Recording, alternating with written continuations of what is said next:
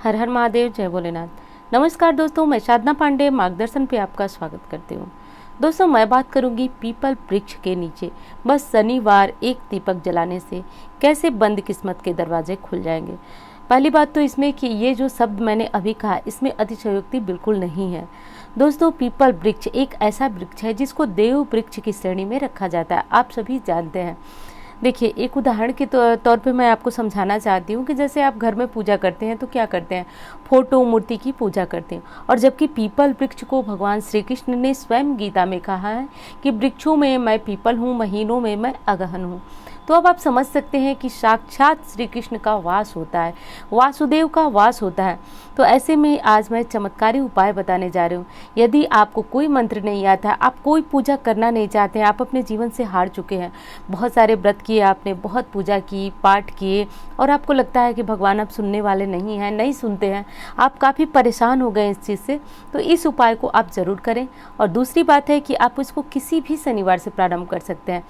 आप चाहे कोई महीना हो, कोई समय हो, अंधेरा उजाला, यानी कि जो शुक्ल पक्ष कृष्ण पक्ष, ऐसा कोई समस्या नहीं, आप किसी भी महीने में इस शनिवार, किसी भी शनिवार से प्रारंभ कर सकते हैं। तो मेरे कहने का एक स्पष्ट शब्दों में यह अर्थ था कि यदि आप किसी फोटो मूर्ति की पूजा करते हैं तो उसमें होते हैं भगवान, लेकिन आपकी जो श्रद्धा होती है उस पर निर्भर होता है कि आपकी फ़ोटो मूर्ति मंदिर में किस तरह के भगवान हैं। आप तो जानते ही हैं कि जिस घर में कभी मंदिर की ना तो सफाई होती है, ना तो उस घर में कभी दीपक जलाया जाता है, ना कभी पूजा होता है, ना कभी पाठ, कभी किसी को मन किया तो पूजा किया, नहीं किया तो नहीं किया, लेकिन ऐसे घरों में, ऐसे मंदिर में देवता रह ही नहीं जाते।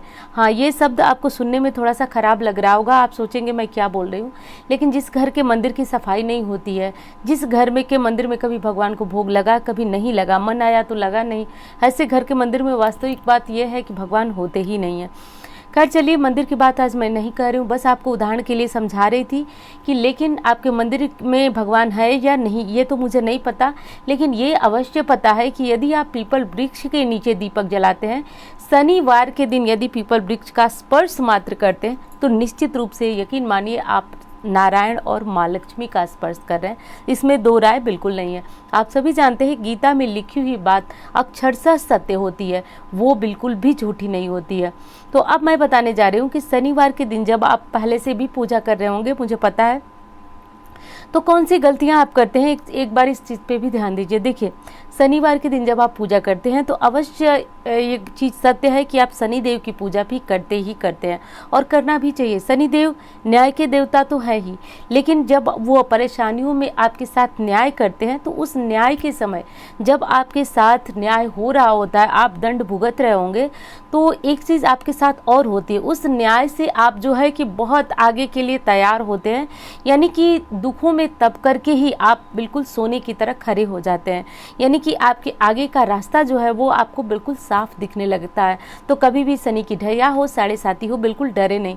और मैं तो कह रही हूँ कि जिनकी ढैया साढ़े साती नहीं चल रही है वो भी इस चीज़ को माने। शनिदेव क्या करते हैं, सबसे पहले तो ये समझ लीजिए, शनिदेव वही करते हैं जो आपने अपने समय में दूसरों का ध्यान नहीं दिया, मजदूरों के पैसे को मारे, और किसी जो निरीह जीव थे उनको कष्ट पहुँचाया, कोई ऐसा असहाय था जो आपके भरोसे था, आपने उसको धोखे में रखा, बहुत सारी समस्याएं, किसी का पैसा वगैरह मारना तो आपने अपने समय में कर लिया।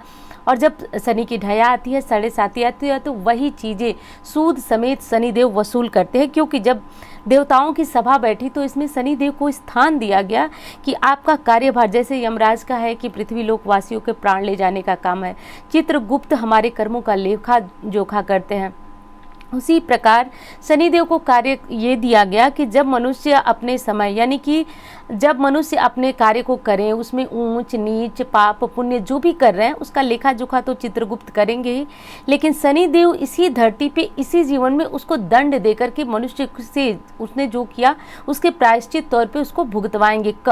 कब जब उनकी साढ़े साती और ढैया का समय प्रारंभ होता है। तो आप सभी जानते हैं हर राशियों पे ये समय आता ही आता है, और जिसने गलत किया है वो बहुत ज़्यादा लुढ़क जाता है, परेशान हो जाता है, और जो अच्छे कर्म करते हैं, अच्छे का साथ देते हैं और बहुत धार्मिक प्रवृत्ति के होते हैं, उनको तो पता भी नहीं चलता है कब शनि की साढ़े साती ढैया आई और चली गई।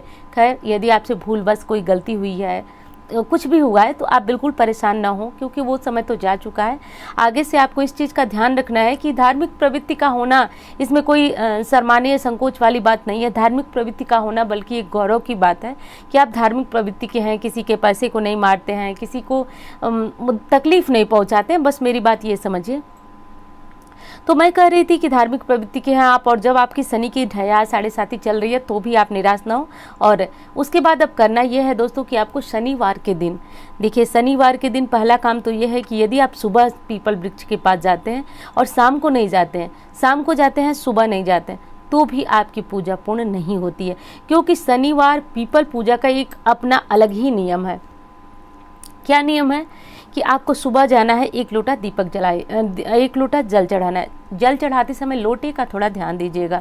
संभव हो तो आप जो लोहे का लोटा आता है वो ले लें, लेकिन लोहे का लोटा थोड़ा बाजार में मिल पाना मुश्किल है। यदि आपको मिल जाए तो ले लीजिएगा, और नहीं तो स्टील के लोटे से भी आप जल चढ़ा सकते हैं, क्योंकि स्टील में भी लोहे का अंश होता है, तो आप उससे जल चढ़ाएं। कभी भी तांबे का लोटा लेकर के पीपल की पूजा बिल्कुल ना करें, क्योंकि यदि आप तांबे के लोटे से पूजा करते हैं तो कारण क्यों मैं कह रही हूँ आप कुछ लोग समझ भी रहे होंगे। तांबा जो है वो सूर्य की धातु है, और आप जानते हैं सूर्य और शनि में कभी बनी ही नहीं। और जब आप सूर्य की धातु लेकर के पीपल की पूजा करने जाते हैं, शनि की पूजा करने जाते हैं, तो भले ही आपने लक्ष्मी प्राप्ति के लिए ये पूजा की है, किसी और ने कष्ट को दूर करने के लिए पूजा किया, लेकिन आपकी पूजा पूर्ण नहीं हो पाती है, क्योंकि आपने इस चीज़ का ध्यान ज़रूर रखना है कि आप चाहे तो लोहे का चाहे स्टील का, और कुछ भी नहीं है आपके पास तो पीतल का लोटा सभी घरों में होता ही होता है पूजा का, तो आप वो ले लें, लेकिन भूलकर तांबे के लोटे का प्रयोग बिल्कुल ना करें। तो 2 चीज़ मैं आपको बताई हूँ कि पहले तो दोनों समय जाना है, आप समय निकाल लीजिए, और दूसरी बात कि लोटे का ध्यान रखें, उस बर्तन का ध्यान रखें जिससे आप जल चढ़ाने वाले हैं। अब अगली चीज़ देखिए, बहुत लोग कमेंट में पूछते हैं कि दीदी हमारे घर में के गमले में पीपल है और हम वहाँ पूजा कर सकते हैं। आप कर सकते हैं, लेकिन जो उपाय मैं बताने जा रही हूँ विशेषकर जो है वह लाभ करता है बड़े, यानी कि थोड़ा पुराना पेड़ हो और वो मंदिर के सामने हो, मंदिर के आसपास हो, तो ज़्यादा लाभ देता है। तो आप देख लीजिए कि आपको यदि कोई बहुत बड़ी परेशानी है और नहीं आपको निकल पा रहे हैं, उससे बहुत ज़्यादा परेशान है, तो आप कोई ऐसा पेड़ चुनें जो कि थोड़ा पुराना है, क्योंकि शास्त्र अनुसार कहा जाता है कि थोड़ा सा पुराना पेड़ जब होता है तो उसमें अत्यधिक शक्तियाँ जागृत होती हैं, बस यही बात है। तो आप कोशिश करें थोड़े से पुराने पेड़ के पास ही जाकर के जल और पूजा जो विधि मैं बताने जा रही हूँ वो करें। एक चीज़ बता दूँ मैं दोस्तों, अभी आपसे बोलते हुए मुझे याद आया कि अभी आज ही एक फ़ोन आया था मेरे पास। उन्होंने कहा कि आप मेरे लिए जो है भगवान है, गुरु है, जो कहिए, क्योंकि आपके बताए हुए रास्ते से मेरा जीवन बहुत अच्छी तरह से चला। एक चीज़ मैं बता दूं, मैं ना तो बिल्कुल भगवान हूं और ना ही किसी की मतलब ऐसी कुछ मैं अपने आप को समझती नहीं हूं। हाँ, एक कोशिश करती हूं कि मैं अपने ज्ञान अनुसार भोलेनाथ की कृपा से जो भी आपको आ रहा है वो प्रदान करने की कोशिश करती हूं, और ये भोलेनाथ की कृपा है कि आप लोगों को उससे लाभ हो रहा है। और जो बात मैं कहने जा रही हूँ आप विश्वास कर भी सकते हैं और नहीं कर सकते हैं, मेरा काम था आपको बताना, अब विश्वास करना नहीं करना बाकी तो भोलेनाथ स्वयं सब कुछ जानते हैं।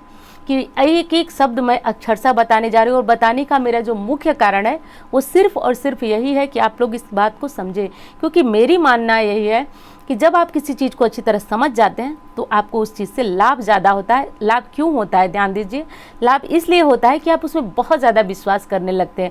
और कहा गया है मानो तो दैव नहीं तो पत्थर, चाहे कितनी भी बड़ी मूर्ति हो, चाहे कितनी भी जागृत मूर्ति हो, यदि आपकी आस्था नहीं है तो मात्र वो पत्थर की मूर्ति है। और बहुत छोटे से छोटा पत्थर हो, यदि आस्था है तो उसमें देव है, भगवान है, इस चीज़ को हमेशा ध्यान। तो मैं बता रही थी कि उन्होंने ऐसे कहा कि जो है मुझे इतने सा लॉकडाउन लगा हुआ था और मैंने जो है कि मेरे ऊपर कोई असर नहीं पड़ा, बल्कि मैंने पहले से अधिक अच्छे से अपना जीवन जिया। तो आप समझ रहे हैं ना कि वो उनकी आस्था, उनके विश्वास का काम है। उनके विश्वास ने उनको इस लॉकडाउन जैसी महामारी, बीमारी या फिर जो बेकारी कहें उससे उनको निकाला। तो ये चीज़ मेरे बताने का ये अर्थ है कि वास्तव भगवान होते हैं और जब परेशानियाँ आती है तो खींच करके वही बाहर निकालते हैं, अन्य कोई है नहीं। इस चीज़ को ध्यान रखिएगा। तो मैं कह रही थी कि अब आपको करना यह है कि शनिवार के दिन आपको लोटा लेकर के जल देना है। देखिए ध्यान देना है आपको कि लोटा लेकर के जब आपको जाना है तो एक चीज़ का प्रश्न बहुत आता है कि आप जो है कब जल दें, ये नहीं बताती है। मैं हमेशा आपको ये बताती हूँ कि जब आप जल देने जाएं, शनि के लिए कोई कष्ट है, शनि से जुड़ा हुआ कोई तकलीफ है, तो आप थोड़ा सा अंधेरा रहे, सूर्य ना निकले तो जाए। बाकी यदि आप लक्ष्मी प्राप्ति के लिए कर रहे हैं, किसी बीमारी के लिए कर रहे हैं, किसी मनोकामना पूर्ति के लिए कर रहे हैं, तो अब आपको जाना है थोड़ा सा 8 बजे तक भी आप जा सकते हैं। यदि आप किसी बीमारी के लिए और किसी कामना के लिए कर रहे हैं तो आप वहां 8 बजे तक जा सकते हैं। तो आपको सिर्फ साधारण सा 1 लोटा जल ले जाना है। यदि आप शनि के लिए कर रहे हैं तो आप जानते हैं काले तिल और चावल डालें, और यदि आप किसी अन्य चीज़ के लिए कर रहे हैं तो आपको सिर्फ मीठे में चीनी भी डाल सकते हैं, गुड़ भी डाल सकते हैं, कुछ भी डालें और चढ़ा दें। और निश्चित रूप से आपको ऐसा करते हुए सिर्फ 11 शनिवार होगा। आप देखेंगे कि कितना सकारात्मक बदलाव। यदि कोई मनोकामना है तो वहाँ कहें, और मनोकामना कहते समय लक्ष्मी नारायण के साथ शनि देव का नाम लेना बिल्कुल न भूलें। आप उनसे कहें और इस प्रकार कहें, ध्यान दें, जल देने के बाद आपको ये करना है। प्रार्थना में बहुत शक्ति है। तो आपको करना यह है कि आप वहाँ पे खड़े हो जाए, आंख बंद करके। कोई आमने सामने आपको देख रहा है, बिल्कुल भी चिंता ना करें। आप बस ये देखें कि आप भगवान को देख रहे हैं, क्योंकि पीपल वृक्ष को मैंने पहले ही कहा कि आपके घर की मूर्ति में भगवान है या नहीं ये मुझे नहीं पता, लेकिन पीपल वृक्ष में है ये मुझे पता है, क्योंकि गीता जैसे जो पुस्तक थी उसमें कहा गया है, और गीता की बात अक्षरशः सत्य होती है। आप भी इस चीज़ को समझ सकते हैं। तो अब आपको सामने कौन है, किनारे कौन है, कुछ भी नहीं देखना है। बस आंखें बंद करके कहते जाइए अपनी परेशानी, बिल्कुल कहते जाइए 5 मिनट 10 मिनट, जब तक आपको अपनी समस्या का निदान, यानी कि जब तक आपका मन शांत न हो जाए। बोलते बोलते बोलते बोलते कहते कहते भगवान से रोइए, गिड़गिड़ाइए, जो भी आपको लगे, बस प्रार्थना करते जाइए। दोस्तों देखेंगे कि 11 शनिवार मात्र ऐसा करने से आपके जीवन में, आपने किसी भी दुविधा में हो, आपका बच्चा नहीं कहना मानता हो, आपका विवाह नहीं हो रहा है, समस्या कोई भी हो सकती है, तो आप इस उपाय को करें। अब शाम की बारी आती है, ध्यान दीजिएगा, प्रार्थना भी ये काम करके आपको करना है। हाँ, दूसरी चीज़ आपको बता दूं कि यदि आपको कोई समस्या नहीं है तो थोड़ा सा गुड़ मिश्री कुछ भी लेते जाएं और पीपल वृक्ष के पास रख दें, और थोड़ा सा धूप बत्ती भी लेते जाएं। अब लोग पूछेंगे कि सुबह भी दीपक जला सकते हैं क्या और शाम को? देखिए, विधिवत पूजा करना चाहते हैं तो वो आपकी इच्छा के ऊपर है। आप ले जा करके सुबह भी जलाएं, शाम को भी जलाएं, लेकिन विधिवत पूजा नहीं कर सकते हैं, कोई समस्या नहीं। तो अब आपको जब ये कर लिए तो आपको घड़ी की सीधी दिशा में 7 बार परिक्रमा करनी है, 7 बार। यदि कोई मंत्र नहीं आता है तो राम राम भी बोल सकते हैं, लेकिन परिक्रमा जो है आपको करना है, बिल्कुल श्रद्धा भाव से करना है। और करके 7 बार पैर छूइए और सीधे अपना लोटा लेकर घर निकलिए। और ये हो गई आपकी सुबह की पूजा। अब शाम को आपको क्या करना है कि शाम को आपको कुछ भी नहीं करना है, बस एक दीपक जलाइए, लेकिन दीपक को विशेष तरह से तैयार करना है। किस तरह से तैयार करना है?